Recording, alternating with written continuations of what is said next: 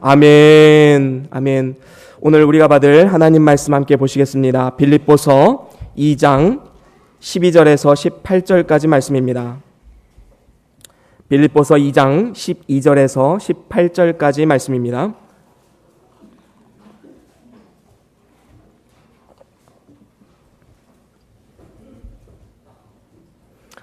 빌립보서 2장 12절에서 18절까지 말씀입니다. 저와 여러분들이 한 절씩 교독하고 마지막 절은 함께 읽겠습니다. 그러므로 나의 사랑하는 자들아, 너희가 나 있을 때뿐 아니라 더욱 지금 나 없을 때에도 항상 복종하여 두렵고 떨림으로 너희 구원을 이루라.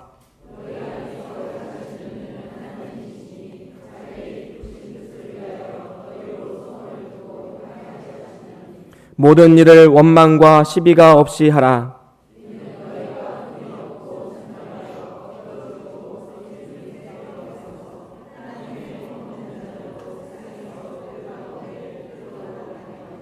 생명의 말씀을 밝혀 나의 다름질도 헛되지 아니하고 수고도 헛되지 아니하므로 그리스도의 날에 나로 자랑할 것이 있게 하려 함이라.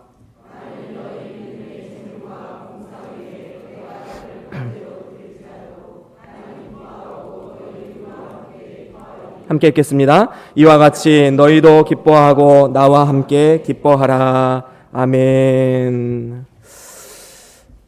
제가 지난주에 혹시 부탁드린 게 있는데 혹시 기억하십니까? 기억하시는 분 계신가요? 예. 제가 부탁드린 것은 이제 나중에 혹시 기본구원과 건설구원에 대해서 좀 더 알고 싶다 해서 이 설교를 들을 때 설교를 나눠 듣지 마시고 지난주 설교와 이번 주 설교를 함께 들으시기를 제가 부탁드렸습니다. 왜 그러냐 하면 이 설교는 이어지는 것이고 사실 어떻게 보면 하나입니다. 자연스럽게 따라오는 것이고 그렇기 때문에 우리가 함께 사실은 공부해야 됩니다. 그런데 한 주간에 하기엔 너무 벅찬 분량이라서 2주간에서 나눠서 하는 것이기 때문에 유튜브에 영상이 올라가 있으니까 나중에라도 다시 한번 우리가 보고 싶으면 두 개를 같이 보시길 바랍니다. 우리는 지난 시간에 오직 믿음으로만 구원을 얻는 이 기본구원의 도회이치에 대해서 우리가 함께 살펴보았습니다. 행위가 아니라 오직 믿음입니다. 예수 그리스도를 믿는 믿음이지요. 그런데 우리가 여기서 믿음이라는 말을 쓸 때 그 믿음이 나에게 어떤 믿음으로 다가오는가? 제가 분명히 예수님을 믿고 예수님이 나의 죄를 사해 주심을 믿고 예수님의 피공로가 나의 의가 됨을 믿는 그것이 바로 믿음이라고 말씀을 드렸지만 또 이제 이 말씀을 듣고 집에 가서 또 생활하다 보면 또 이상한 믿음으로 흘러가는 경우가 굉장히 많이 있어요. 그래서 우리는 복음은 한 번 들으면 끝나는 것이 아닙니다. 계속해서 들어야 돼요. 우리가 좀 변질된 믿음으로 가게 되면 어떤 믿음들이 있느냐 하면 우리가 다원주의적인 믿음이 있을 수도 있습니다. 무엇이냐 하면 예수님 한 분만으로 안 된다는 거죠. 그래서 예수님도 필요하지만 때로는 삶을 살아가다 보면 돈도 아주 중요한 것이고 때로는 어떤 사람들 집에 가면은 이런 경우도 있습니다. 안에 들어가면 석가도 모셔놓고 유교 이런 경전도 모셔놓고 그리고 십자가도 달아놓고 부적도 달아놓고 그래서 이 중에 뭔가 하나 얻어 걸리기를 바라는 마음을 가지고 살아가는 사람들이 있다라는 것이죠. 이 중에 혹시 하나라도 나를 영생으로 인도하는 것이 있지 않을까 하는 기대감입니다. 이런 다원주의적인 믿음은 진짜 믿음일까요? 진짜 믿음이 아닙니다. 이스라엘 백성들도 가나안 땅에서 이러한 우를 범했지요. 하나님을 사랑하고 하나님을 섬긴다고 말은 했지만 실질적으로 농사를 짓고 할 때는 바알신을 의지하는 겁니다. 바알신이 이 날씨를 주관하는 신이기 때문에 하나님도 좋고 바알신도 좋고 아세라신도 좋고 다 좋다 해서 함께 섬기는 이러한 우를 범했지요. 우리가 잘못된 믿음의 방향으로 흐르면 이런 방향으로 갈 수도 있다는 것입니다. 또 한 가지 믿음은 현세적인 믿음입니다. 그것은 오직 현실의 삶에만 관심이 있는 거예요. 그래서 기도하면 병이 나아야 되고 기도하면 사업이 성공해야 되고 기도하면 자녀들의 대학에 척척 붙어야 되고 모든 것이 이 현실의 삶에만 집중되어 있습니다. 그래서 나는 믿습니다 하는데 그 믿음이 어디냐 하면 이 현실의 삶이에요. 이 현실에서 하나님이 나를 지켜주시고 나에게 복 주실 것을 믿습니다. 이것을 믿는 거지요. 그런데 정말로 그 사람에게 정말 내세를 믿느냐, 영생을 믿느냐, 하나님과 함께 영원히 사는 것을 믿느냐라고 묻는다면 그런 거는 이런 식으로 넘겨버립니다. 별 관심이 없어요. 내세의 삶에 대해서. 죄사함에 대해서 관심이 없습니다. 이러한 현세적인 믿음, 물론 현실에서는 형통한 삶을 살아가는데 조금은 도움이 될 수는 있겠지만 영원한 삶을 구원하는 능력은 그 안에 없습니다. 또 하나는 지식적인 믿음이 있죠. 지식적인 믿음은 무엇입니까? 머리로만 아는 것입니다. 예수님 하나님의 아들이시지 사람들은 하나님 살아계시다고 얘기해. 나도 그거 인정해. 아주 인심 쓰듯이 이렇게 얘기하는 사람들이 있죠. 지식으로는 알고 있습니다. 하지만 그것이 우리의 삶 가운데 어떤 믿음으로 작용하느냐, 그것은 많은 차이가 있다라는 것이죠. 귀신들도 사실은 예수님이 하나님의 아들이심을 알고 인정했습니다. 하지만 귀신들은 천국에 갈 수가 없습니다. 지식적인 믿음만 있기 때문입니다. 예수님이 나의 삶에 직접적으로 역사하시고 예수 그리스도의 십자가의 공로가 나의 공로임을 믿는 것, 의가 전가된 것을 믿는 그 사람, 그래서 영원한 삶이 하나님과 함께하는 영생의 삶을 받아 누리는 것, 이것이 우리의 진정한 믿음이 되어야 된다라는 것입니다. 그러면 이제는 우리가 이 믿음을 가진 사람, 다시 말하면 중생한 사람, 다시 말하면 하나님의 자녀가 되는 권세를 가진 사람, 또 말하면 영원한 하나님 나라가 예비되어진 사람, 이 사람은 이 땅 가운데 어떠한 삶의 자세로 살아가야 하는가, 이것이 바로 오늘 말씀의 주제입니다. 믿음으로 구원받은 사람들은 이제는 어떻게 살아가야 하는가? 하나님은 우리의 믿음을 보시고 지금 당장 너 믿었느냐? 이제 당장 천국으로 올라와서 부르시지 않습니다. 이 땅 가운데 짧게는 수년, 길게는 수십 년, 이렇게 이 땅 가운데 삶을 살게 하시죠. 그러면 하나님께서 이 땅 가운데 구원받은 이후에 이 땅 가운데 살게 하시는 데에는 분명한 이유와 목적이 있지 않겠습니까? 도대체 그 이유와 목적이 무엇일까요? 만약에 구원파가 말하는 것처럼 이제는 우리가 죄에 대한 정죄함이 없기 때문에 마음대로 살아라, 죄 지어도 괜찮아, 마음대로 살아라, 주일날 오고 싶으면 오고 오기 싫으면 오지 않고 너희들 마음대로 살아라 라고 말한다면 이것은 진정한 믿음이 아니지요. 우리가 정말로 진정한 믿음이 있다라는 것은 삶으로 어떻게든 나타나게 되어 있습니다. 이것은 마치 빛과도 같아가지고요. 빛이 우리 마음 가운데 있잖아요. 이 세상은 어두운 세상입니다. 그러면 내가 빛이면요, 이것을 감추려고 해도 감출 수가 없습니다. 빛은 드러날 수밖에 없어요. 그렇기 때문에 예수님이 우리에게 빛과 소금이 되라고 말씀하신 데에는 우리가 이 땅 가운데 빛으로서 우리의 사명을 다하는 삶을 살아가야 된다라는 것이지요. 이것은 감출 수 없는 하나님의 능력으로 역사하시는 하나님의 은혜다라는 것입니다. 우리 안에 정말로 믿음이 있다면 우리의 삶을 통해서 나타나야 되는 것입니다. 예를 한번 들어볼까요? 아침에 해가 반짝 떴는데 어떤 사람들은 우산을 들고 다니는 사람들을 가끔 보신 적 있을 겁니다. 그 사람들은 왜 우산을 들고 다닐까요? 아침에 일기예보를 봤기 때문이죠. 그럼 일기예보를 봤을 때 오늘 오후부터는 비가 올 것입니다 라는 예보가 나왔어요. 그러면 그 사람이 정말로 그 예보가 맞다, 신뢰한다 라고 생각이 들면 아침에 나갈 때 뭘 챙깁니까? 우산을 챙깁니다. 근데 혹 만약에 일기예보를 보지 않았거나 아니면 나 일기예보 신뢰하지 않아, 안 믿어, 나 그딴 건 안 믿어, 그러면 안 들고 나가겠죠. 우리의 삶에는 우리 믿음이요, 우리의 삶을 통해서 나타날 수밖에 없습니다. 그것이 조금 나타나든 많이 나타나든 아주 성숙한 인격으로 나타나든 그 차이일 뿐이지 어느 정도는 나타나게 되어 있다라는 것입니다. 우리는 이것을 분명히 알고 믿어야 된다는 것이지요. 그렇기 때문에 기본구원과 건설구원은 따로 떨어진 것이 아니라 기본구원에 탄탄한 이 믿음 위에 서 있다면 우리는 자연스럽게 건설구원을 향해서 나아가야 된다라는 것입니다. 그렇다면 우리가 어떻게 하면 이 건설구원을 잘 이뤄낼 수 있을까? 우리는 그것이 우리의 삶의 이유와 목적이 되어야 된다라는 것입니다. 그런데 문제는 이것이 마음처럼 그렇게 쉽지가 않아요.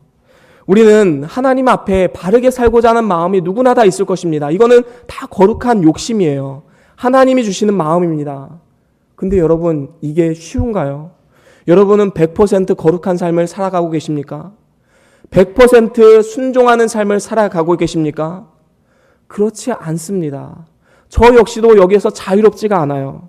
도대체 왜 이런 일들이 일어날까? 제가 곰곰이 생각하고 왜 건설권을 이루는 것이 참으로 힘든 일일까? 곰곰이 생각하고 또 생각했을 때 이런 마음이 딱 떠올랐어요. 어떤 것이냐 하면 우리가 건설권을 이루지 못하는 데에는 우리의 성품과 많은 관련이 있다는 것을 깨닫게 되었습니다. 사람에게는 타고난 성품이 있습니다. 그리고 습득된 성품이 있어요. 타고난 성품은 그 조상 대대로 어떤 성향이 있습니다. 그래서 그 조상 대대로 술에 약하다, 아니면 당뇨에 약하다, 아니면 남자 같은 경우는 여자에 약하다, 이런 대대로 내려오는 전력들이 있죠. 그런 가문마다 그런 연약한 부분이 다 있어요. 이거는 어떻게 보면 타고난 성품이죠. 반면에 또 습득된 성품도 있습니다. 어려서부터 자라나면서 무엇을 보고 배웠는가? 여러분, 어려서부터 아버지가 어머니와 자식들을 막 폭력을 행사하는 이런 가정에서 자라나는 아이들은 나는 크면 절대로 저런 아버지가 되면 안 되겠다라고 굳게 마음을 먹었어도요, 크면은요, 자신도 똑같이 그렇게 되는 것을 경험하는 것을 우리 주변에서 많이 볼 수 있지 않습니까? 이것은 어떻게 보면 습득된 성품이지요. 어려서부터 보고 배웠기 때문에 무의식 중에 자기도 모르게 그러한 삶을 살아가게 되는 것입니다. 반면에 타고난 성품은 우리의 죄성과 관련이 되어 있지요. 그렇기 때문에 우리가 이 타고난 성품과 습득된 성품을 잘 다스리지 않으면 우리는 언제든지 넘어질 수 있고 쓰러질 수 있는 그러한 죄인된 삶을 살아가고 있다는 것을 우리는 분명히 기억해야 된다는 것입니다.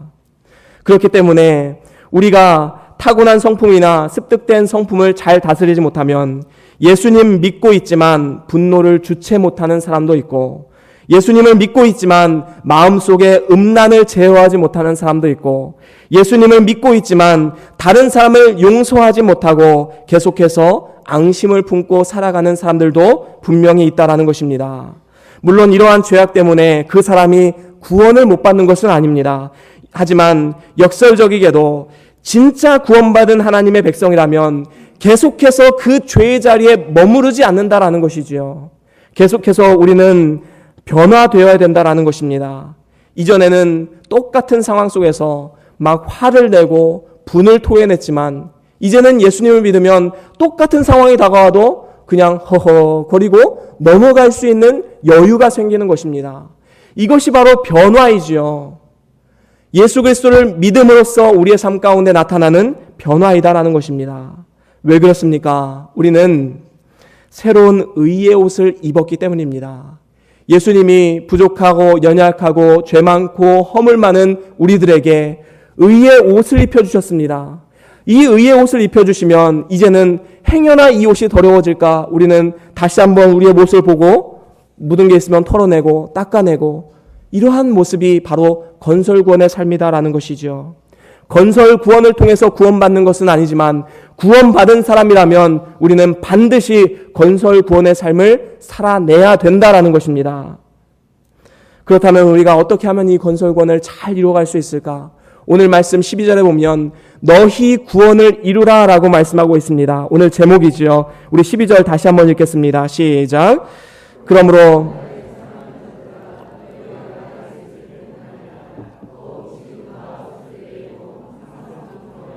두렵고 떨림으로 너희 구원을 이루라. 그렇습니다. 여기서 구원을 이루라 라는 말씀은 우리가 헬라 원어로 보면 명령법 현재 시제를 사용했음을 우리가 볼 수 있습니다. 이것은 무엇입니까? 계속해서, 영어로 따지면 ing죠. 계속해서 살아내야 되는 것입니다. 사실 이것은 끝이 없어요. 어느 정도 이루면 나는 건설권 다 이뤘으니까 나는 이제 끝났네, 건설권 졸업, 이건 아닙니다.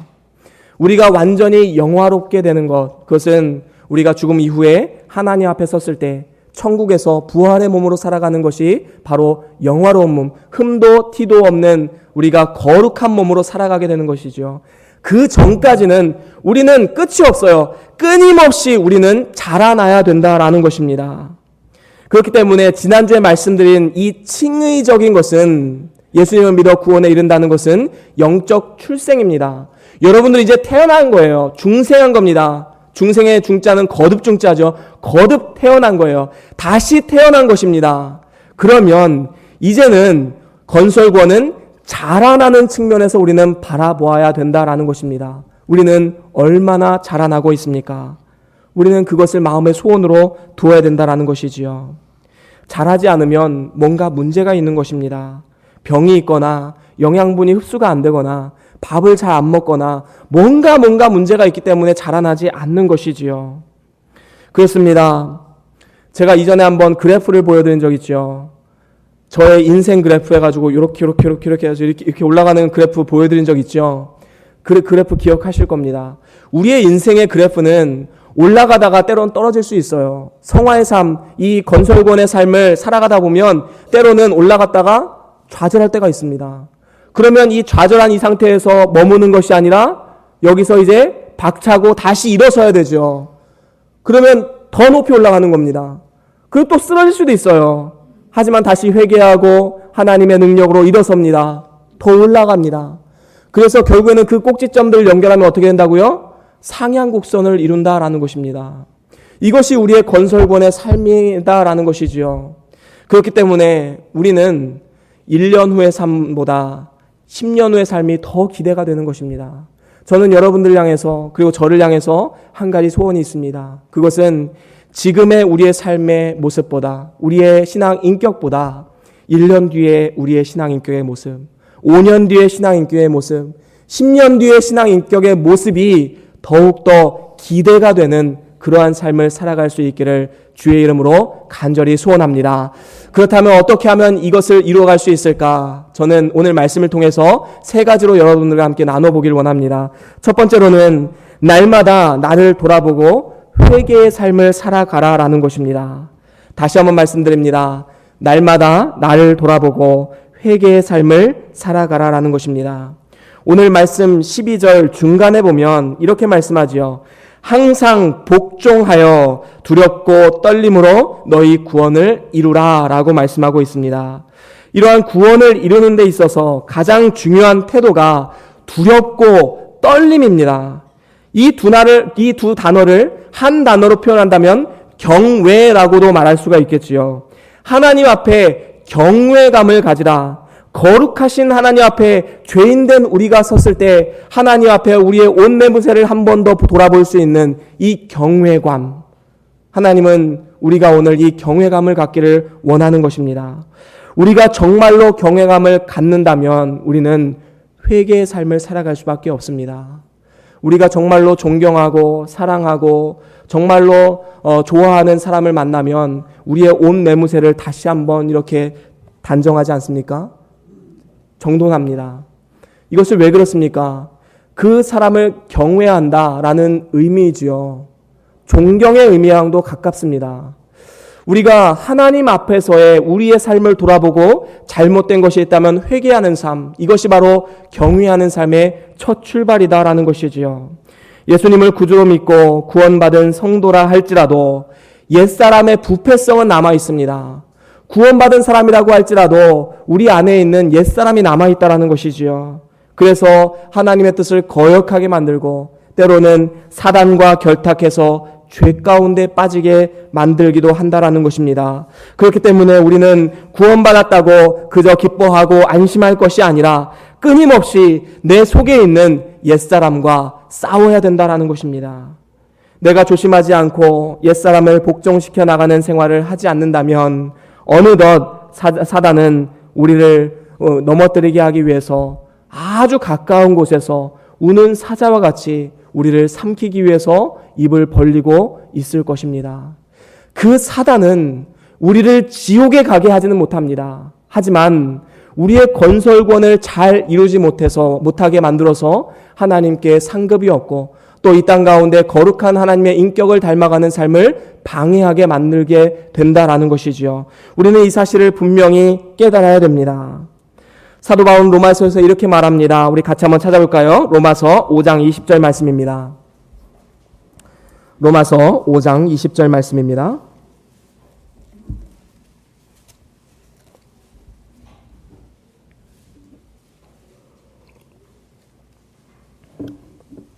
우리 함께 읽겠습니다. 20절 말씀 시작. 율법이 가입한 것은 범죄를 더하게 하려 함이라. 그러나 죄가 더한 곳에 은혜가 더욱 넘쳤나니. 그렇습니다. 이 율법이라는 것은 우리가 율법을 지키면 지킬수록 어떤 생각이 듭니까? 아, 정말 나는 할 수 없는 사람이구나. 이 613가지의 이 율법을 내가 어떻게 다 지킬 수 있는가? 더 죄 가운데 막 좌절 가운데 빠져 들어갈 수밖에 없는 것입니다. 오히려 나는 율법을 다 지켰습니다 하는 사람들은 외식적인 사람이고 가식적인 사람이지요. 정말로 나를 알고 하나님을 아는 사람들은 내가 행위로서 하나님을 기쁘시게 할 수 있다라는 말을 하지 못합니다. 내가 행위로서 구원받을 수 있다는 말을 절대로 하지 못해요. 나를 정확히 아는 사람은 말입니다. 근데 오늘 말씀에 이 율법에 가입한 것은 범죄를 더하게 하려 함이라. 그러나 죄가 더한 곳에 은혜가 더욱 넘쳤다. 이건 무슨 말입니까? 더 많은 죄를 지은 사람은요, 더 큰 용서함을 받은 사람이에요. 가령 예를 들어 봅시다. 한 사람은 사람을 죽이는 살인죄를 지었어요. 한 사람은 도둑질하는 죄를 지었습니다. 두 사람이 법정에 섰는데 법관이 오늘 이때부터 다시는 여러분들을 정죄하지 않겠습니다. 여러분들 이제 자유입니다 라고 선포를 했어요. 그리고 땅땅땅 선포를 했습니다. 그러면 이 살인죄를 저지른 사람과 도둑질한 사람과 누가 더 큰 은혜를 받은 사람입니까? 당연히 살인죄를 저지른 사람이죠. 살인은 잘해봤자 무기징역이에요. 도둑질은요, 뭐 1, 2년 살다 나올 수도 있습니다. 인생을 완전히 이제 구원받은 것이지 않습니까? 살인한 사람이 더 큰 은혜를 받은 사람이에요. 그런데 여기서 이제 아이러니가 생기는 거예요. 그러면 우리가 더 큰 은혜를 받기 위해서 우리가 더 큰 죄를 지어야 되느냐? 거기에 대해서 뭐라고 말합니까? 우리 오늘 그 6장 1절 말씀 우리 같이 읽어보겠습니다. 로마서 6장 1절 시작. 그런즉 우리가 무슨 말을 하리요? 은혜를 더하게 하려고 죄 거하겠느냐? 여기서 지금 사도 바울은 뭐라고 말합니까? 우리가 무슨 말을 하리요? 은혜를 더하기 위해서. 그러니까 다시 말하면 나는 용서함 받았으니까 나는 죄 용서함 은혜를 더 많이 받기 위해서 나는 계속해서 죄 가운데 거해도 돼 라고 말하는 것은 절대로 있을 수 없다라는 것이죠. 2절에 이렇게 말합니다. 같이 읽겠습니다. 시작. 그럴 수 없느니라. 죄에 대하여 죽은 우리가 어찌 그 가운데 더 살리요. 그렇습니다. 이것이 바로 원리입니다. 우리가 정말로 죄사함이라는 은혜를 받은 사람이라면 우리가 두렵고 떨림으로 구원을 또한 이루어가는 삶을 살아가야 된다라는 것이지요. 이것이 오히려 자연스러운 것입니다. 우리가 만약에 사람들이 알지 못하고 하나님과 나만 아는 죄를 지었다고 한번 생각해 봅시다. 우리가 정말로 하나님을 경외하는 마음이 있다면 사람들에게 들키지 않은 것으로 만족하고 안심하는 것이 아니라 하나님 보시기에 내가 이렇게 큰 죄인이구나라는 통회하는 심정이 있어야 된다라는 것입니다. 이것은 내가 의의 자녀로서 이렇게 살면 안 된다라는 신앙 양심으로부터 나오는 것이지요. 우리가 정말로 하나님의 은혜를 깨달았다면, 그리고 우리의 정체성을 바르게 세웠다면 이제는 하나님 앞에 죄를 회개하며 이제는 죄에서 벗어나기 위해서 몸부림치는 삶을 살아가야 된다라는 것입니다. 만약에 죄를 짓고도 예수님이 내 죄를 사했으니까 더 이상 정죄함이 없으니까 나는 순종도 할 필요 없고 나는 아무렇게나 살아도 된다. 교회도 나가지 않아도 되고 뭐 헌금도 하지 않아도 되고 나는 자유로운 사람이다 라고 말하는 사람은 진짜 믿음 있는 사람이 아닙니다. 우리는 그것을 알아야 돼요. 행위로서 구원받는 것은 아니지만 가짜 믿음으로 자기가 속는 경우는 얼마든지 있습니다. 그렇기 때문에 우리는 진짜 믿음을 가지고 그를 통해서 자연스럽게 이제 건설권을 이루어나가는 그러한 삶을 살아가야 된다는 것입니다. 그렇습니다. 우리는 예수 그리스도로 인해서 의의 옷을 입은 사람들입니다. 이제는 죄의 옷이 자연스럽지 않은 사람들이에요. 죄를 지으면 어떻게든 신앙 양심은 우리를 터치해서 내가 이렇게 살면 안 되지, 통회하는 심령이 우리에게는 있어야 된다라는 것입니다. 그래서 로마서 16장 19절에 이렇게 말씀합니다. 뒷부분만 제가 읽어보겠습니다. 그러므로 내가 너희를 인하여 기뻐하노니 너희가 선한 데는 지혜롭고 악한 데는 미련하기를 원하노라. 이렇게 말씀하고 있습니다. 우리는 이 소원이 있어야 돼요. 나는 선한 데는 지혜롭게 해주시옵소서. 그리고 악하고 죄 있는 데는 미련한 삶을 살게 해주십시오. 우리가 이 기도를 하지 않고 우리의 삶을 돌아보지 않는다면 우리는 반대의 삶을 살아갈 수밖에 없어요. 우리의 육체의 옛 습관이 그렇습니다. 악한 데는 지혜롭고 선한 데는 미련한 삶을 살아갈 수밖에 없는 연약한 사람임을 우리는 알아야 돼요. 그렇기 때문에 날마다 나를 쳐서 복종시키는 그 사도 바울의 고백과 같이 우리의 삶을 돌아보고 회개의 삶을 살아감을 통해서 하나님의 기쁨이 되는 저와 여러분들의 삶이 될 수 있기를 간절히 소원합니다. 두 번째로는 예수님 닮기를 마음의 소원으로 삼으라라는 것입니다. 예수님 닮기를 마음의 소원으로 삼으라라는 것입니다. 우리 13절 오늘 본문 말씀으로 돌아오겠습니다. 13절을 같이 한번 읽겠습니다. 시작. 너희 안에서 행하시는 이는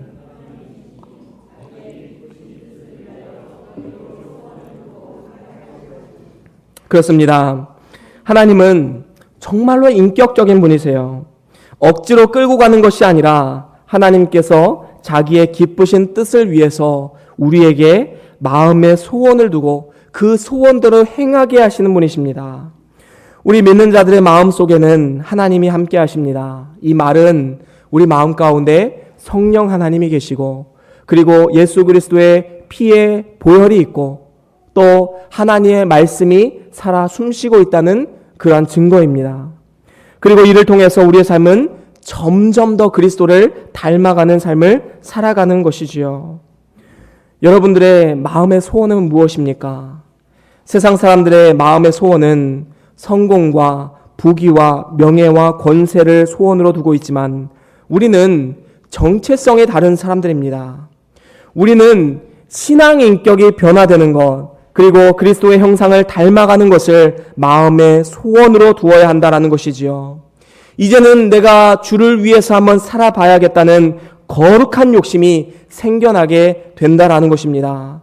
물론 이렇게 마음의 소원을 두고 우리가 건설권을 이루어 나간다 할지라도 때로는 우리는 쓰러질 수 있어요. 하지만 우리가 거듭났다는 증거가 무엇입니까? 그것은 7번 넘어져도 8번째 일어나는 것이 바로 거듭났다는 증거입니다. 우리 말씀 한 구절 찾아볼까요? 우리 잠언 24장 16절. 잠언 24장 16절. 우리 함께 읽겠습니다.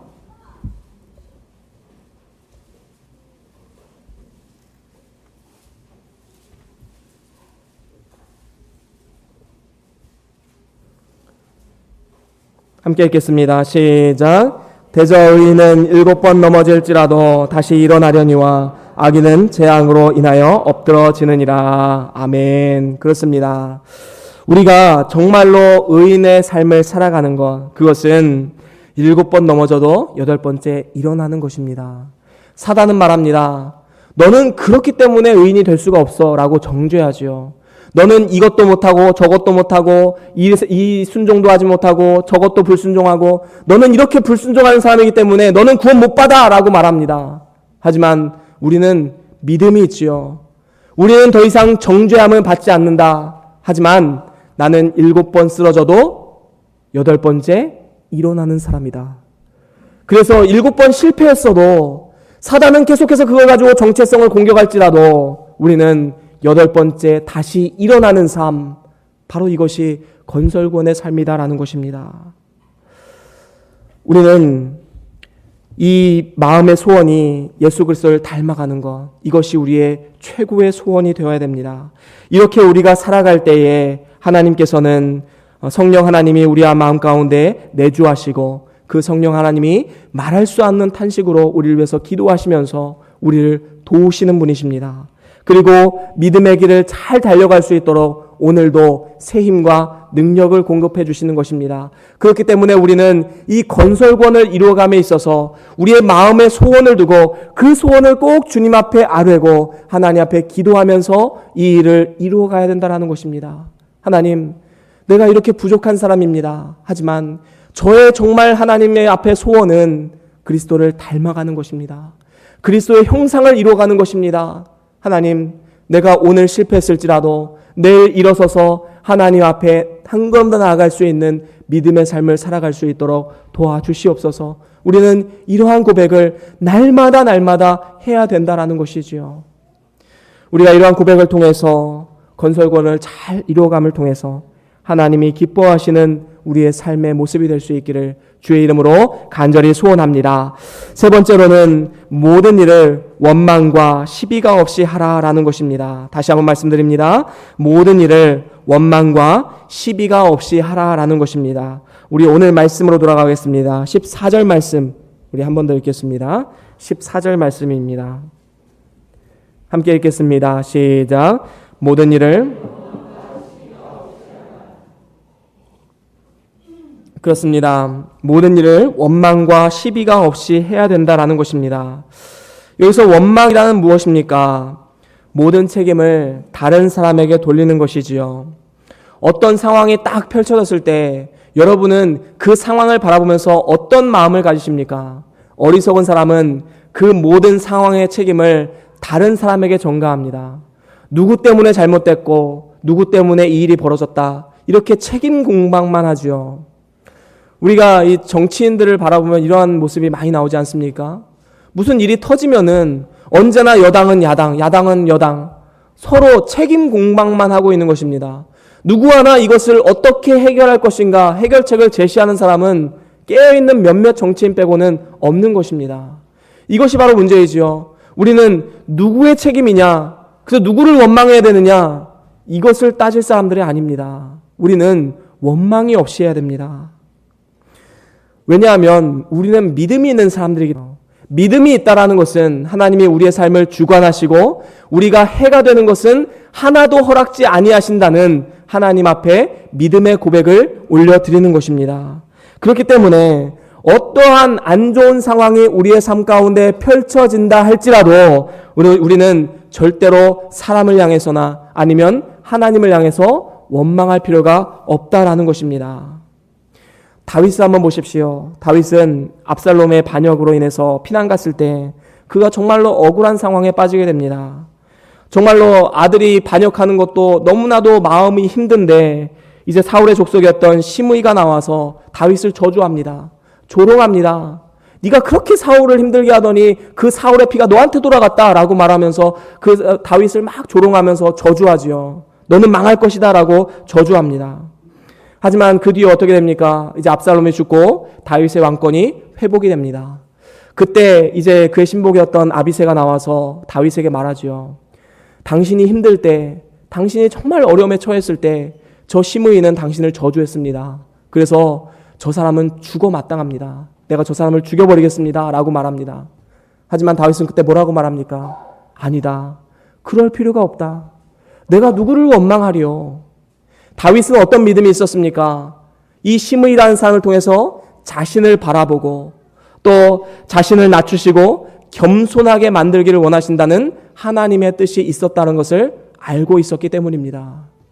여러분, 사람이 가장 연약하고 힘들 때 누군가가 나를 저주하고 힘들게 하면 그 사람은 정말로 잊을 수가 없습니다. 마음의 상처가 그렇게 크기 때문입니다. 하지만 다윗은 이 모든 것을 극복한 사람이에요. 어떻게 그랬습니까? 그는 자신이 약할 때 무시하고 저주했던 이 시므이를 용서함을 통해서 하나님의 사랑이 나의 삶 가운데 역사하고 있다는 것을 보여주는 삶을 살아갔던 것이지요. 아주 훌륭한 신앙 인격을 통해서 우리에게 신앙인은 어떻게 살아가야 할지를 보여주고 있는 것입니다. 우리는 어떤 일이 발생했을 때 누구를 원망하는 사람입니까? 아니면 그 문제를 어떻게 해결할 것인가 하나님을 향해서 나아가는 사람입니까? 우리는 절대로 누군가를 원망하거나 하나님을 원망해서는 안 된다라는 것이죠. 이것이 건설권을 이루는데 아주 중요한 원리입니다. 또한 두 번째로는 시비가 없이 하라라고 말씀하고 있지요. 이 말에는 악의가 없는 논쟁으로 따지고 싸우는 것을 말합니다. 악의가 있는 논쟁으로 따지고 싸우는 것을 말하는 것이지요. 우리는 원수가 오른밤을 치면 왼밤을 돌려대라는 이 예수 그리스도의 이 말씀을 우리는 기억해야 할 것입니다. 그렇습니다. 우리는 건설권을 잘 이루어오다가 때로는 말 한마디 때문에, 때로는 누구와 시비가 붙어서, 때로는 누구에게 상처를 주어서 지금까지 이루어온 건설권이 한순간에 무너지는 경험을 아마 해보신 적이 있으실 것입니다. 우리는 그렇기 때문에 말을 굉장히 조심해야 된다라는 것이지요. 우리가 누군가에게 10번 잘해주었어도 한 번 그 사람에게 상처 주면은 그 사람에게는 그 한 번이 10번보다 더 크게 여겨지는 것입니다. 물론 우리가 100% 어떤 좋은 말만 할 수는 없습니다. 때로는 실수할 수도 있지요. 하지만 우리는 우리의 삶을 날마다 돌아보고 우리의 삶 가운데 시비가 없는 그러한 삶을 살아가고자 날마다 건설권을 이루어 나가야 된다라는 것입니다. 그렇습니다. 다윗도 아까 말씀드렸듯이 이 시므이를 용서할 수 있었던 이 원동력이 무엇이었을까? 여러분 뭐라고 생각하십니까? 그가 용서할 수 있었던 원동력은 그가 이전에 나단 선지자의 지적을 통해서 이 자신의 죄를 깨닫고 하나님 앞에 눈물로써 회개했던 그것이 바로 원동력이 되어서 용서할 수 있었던 것입니다. 여러분, 우리는 하나님 앞에 용서받은 사람들입니다. 정말로 지옥 형벌, 영원한 지옥 형벌에 빠질 수밖에 없던 우리들을 건져내 주신 거예요. 은혜를 주신 겁니다. 우리가 그 은혜를 받았기 때문에 이제는 우리의 삶은 어때야 됩니까? 다른 사람들을 사랑하고 용서하는 삶으로 나아가야 된다라는 것입니다.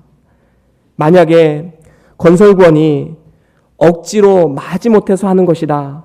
만약에 행위로서 구원을 받는 것이라면 이 건설권은 억지로 해야 되는 것이지요. 그래서 어떻게든 이뤄놓아야지만 구원을 받을 수 있기 때문에 이러한 행위는 일평생의 무거운 짐이 될 수밖에 없습니다. 하지만 건설구원의 행위는 자발적으로 기쁨으로 지는 짐입니다.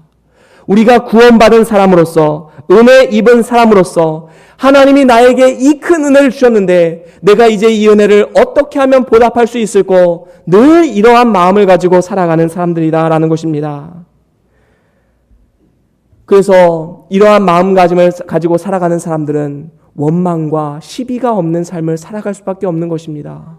사람들을 적으로 만들지 않는 것입니다. 사람들에게 대들지 않고 사람들을 핍박하지 않고 조롱하지 않는다라는 것입니다. 우리는 이것을 분명히 기억해야 하는 것입니다. 그래서 우리는 이 고민을 해야 됩니다. 내가 하나님께 받은 그 은혜를 어떻게 하면 다른 사람들에게 나누어 줄 수 있을까? 이것이 일평생의 고민이 되어야 하는 것입니다. 이러한 고민과 함께 원망과 시비가 아닌 아름다운 섬김과 사랑과 용서의 삶을 살아가시는 저와 여러분들의 삶이 될 수 있기를 주의 이름으로 간절히 소원합니다. 사랑하는 우리 성도 여러분, 오늘 말씀을 통해서 믿음으로 얻는 기본 구원의 튼튼한 반석 위에 건설권을 잘 이루어가기 위해서 세 가지로 우리가 함께 살펴보았습니다. 첫 번째는 무엇입니까? 그렇습니다. 날마다 나를 돌아보고 회개의 삶을 살아가는 것입니다. 우리는 두렵고 떨림으로 자신의 삶을 돌아보고 회개함을 통해서 하나님께로 한 걸음 한 걸음 나아가야 하는 것입니다. 두 번째는 무엇입니까?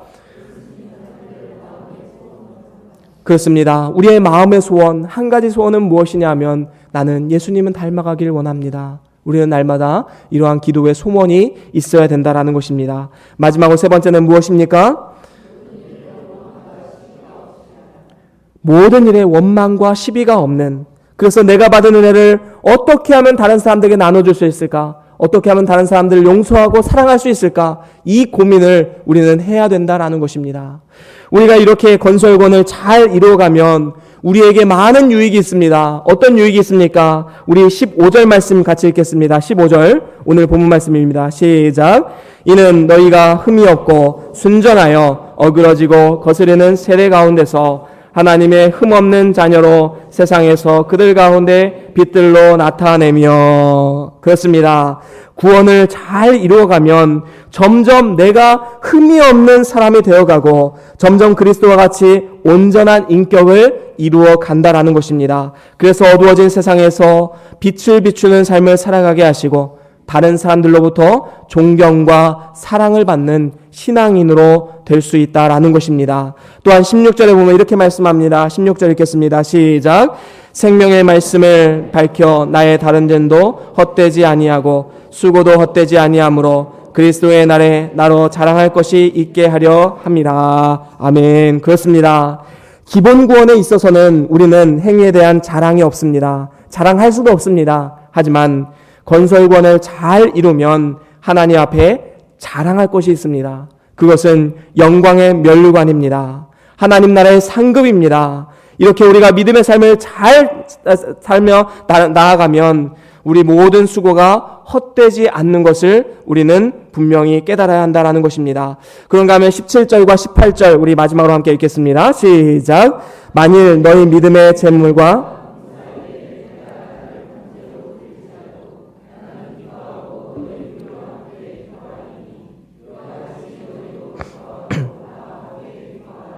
그렇습니다.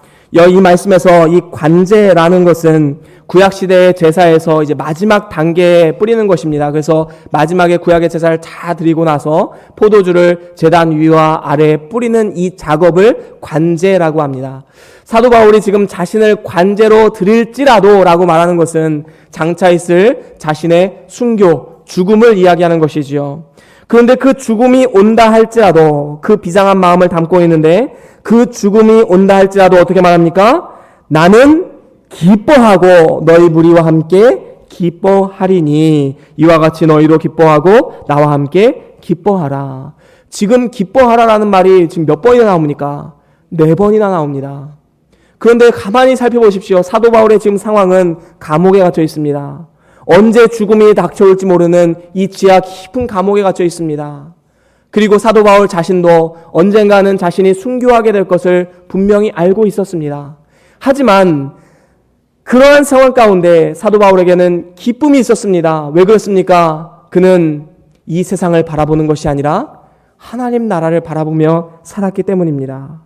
내가 정말로 주를 위해서 달려온 이 삶, 주를 위해서 살아오다가 때로는 고난을 당하고 40의 감암매를 3번이나 맞고 돌에 맞아 죽을 뻔도 하고 배가 파손할 지경에 이르기도 하고 여러 가지 고난과 역경을 겪었지만 이 모든 것이 합력하여서 선을 이루고 또한 이 모든 것이 하나님 나라의 상급이 된다라는 것을 알고 있었기 때문에 그는 모든 상황 가운데 기뻐할 수 있었던 것입니다. 기쁨으로 나아갈 수 있었던 것이지요. 이러한 사람을 세상이 어떻게 감당할 수 있겠습니까? 건설권을 잘 이뤄나가면 이러한 상황을 초월하는 기쁨과 감사가 넘치게 되는 것입니다. 이것이 바로 진정한 하나님의 능력에서 나오는 하나님의 권세요 능력이다라는 것입니다.